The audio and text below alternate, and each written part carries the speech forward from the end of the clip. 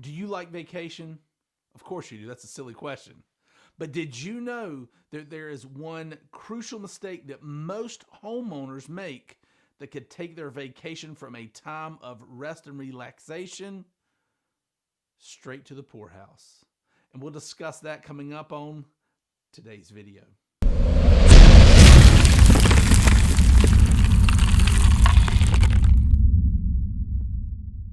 Hey folks, Jack Wingate here, and on this channel, we help individuals, families, and businesses save money on your insurance, help you understand insurance a little bit better, and let you know what's going on in the insurance industry. And who doesn't like a vacation? I mean, we work ourselves to the bone day in and day out. And for most of us, we set aside a little money so that we can take our family and our loved ones on a vacation every now and again. Well, chances are when you take that vacation, whether it's a weekend getaway or a week-long trip to the beach or the mountains, chances are you've saved up money and you've rented a place that is super nice. I mean, you don't want to stay in a dump while you're on vacation, right? Well, what if you stayed in a house like this? It's a pretty nice house, isn't it? Well, that's an actual house on the coast of North Carolina. And that thing is nice. Well, it got me thinking. Let's say you, a couple of other families, go in and rent this place for a week.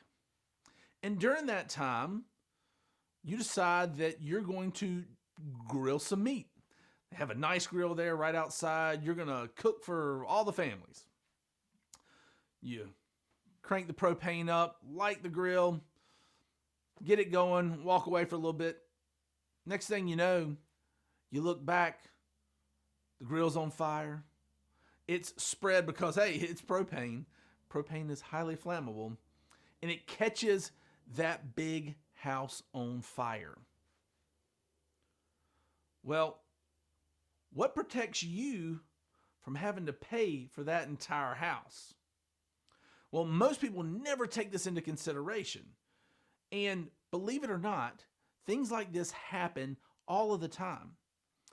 So what's going to happen to the house? Well, the owner of the house, they're going to file a claim with their insurance to try to go ahead and get the house started back.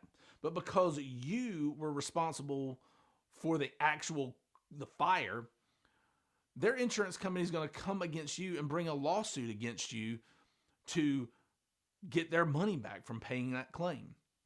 So how are you protected? Well, you are protected more times than not, assuming you didn't do it on purpose. But in the clause in the liability section of most homeowners policies, there is a section that talks about property damage that is a result of fire, smoke, explosion, or water at another property, not your own. So what does that mean? That means that your homeowner's liability could kick in and pay the damages that resulted from that fire. Well, here's the big snafu that most homeowners have. They are underinsured.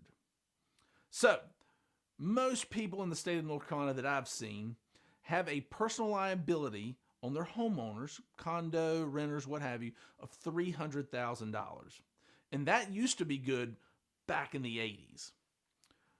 But that's not really the case anymore.